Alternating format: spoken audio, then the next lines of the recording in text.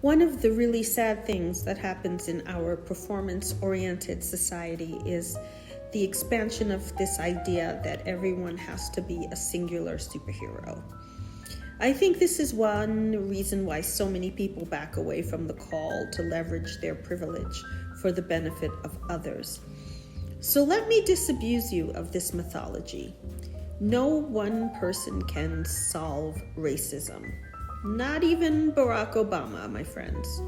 But because the world is not a binary construct, neither is the inverse true. Just because you can't solve it as one singular individual, that doesn't mean you shouldn't apply your singular effort to the collective solution. Why is it that so many people take no action, leverage nothing, sit idly by?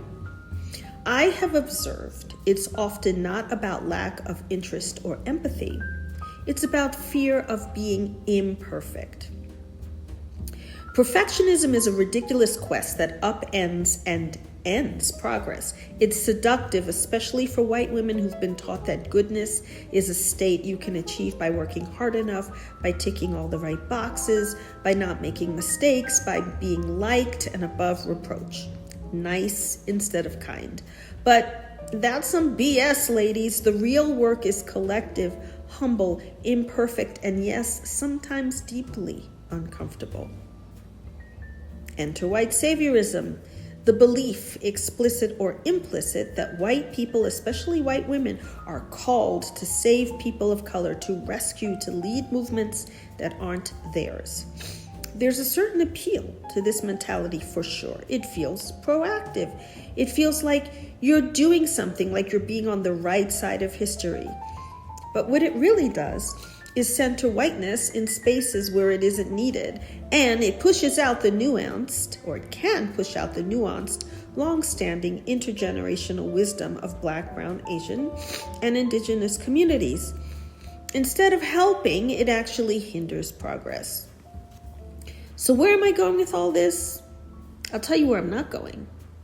This work and our course and my thought leadership none of this is about finger pointing or blame. That attitude just sends our most needed allies heading for the hills. White silence or retreat is a losing proposition, okay?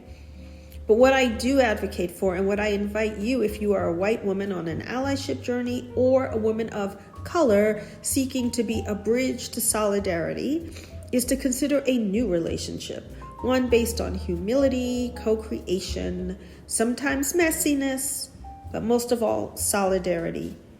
Zero space for performance or control. This looks like moving from how can I fix this to how can I join in? It's about working with us, not for us. Like the saying goes, ask yourself this: when have you felt the urge to take charge, even in spaces where you were a guest?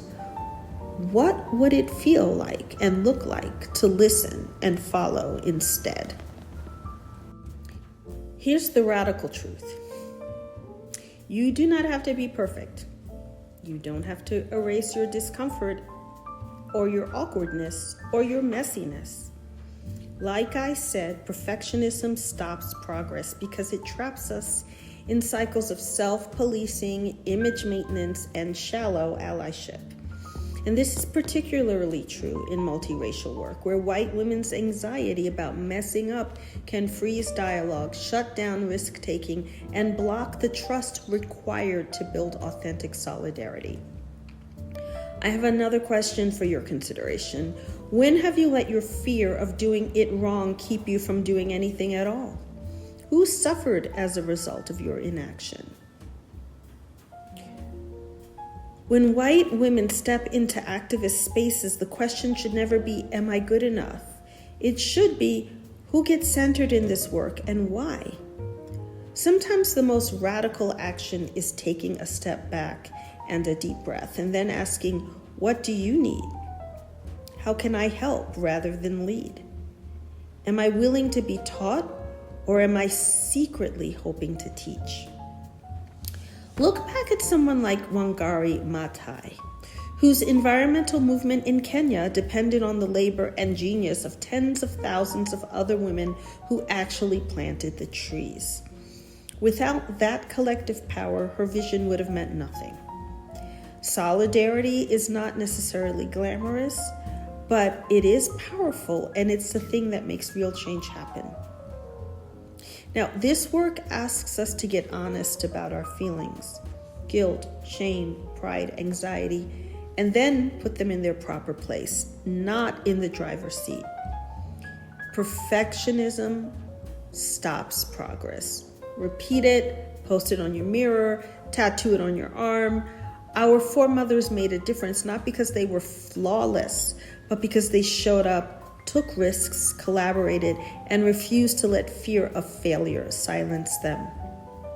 So we won't solve racism by finding the right answer or the perfect leader, Barack Obama, or the correct script.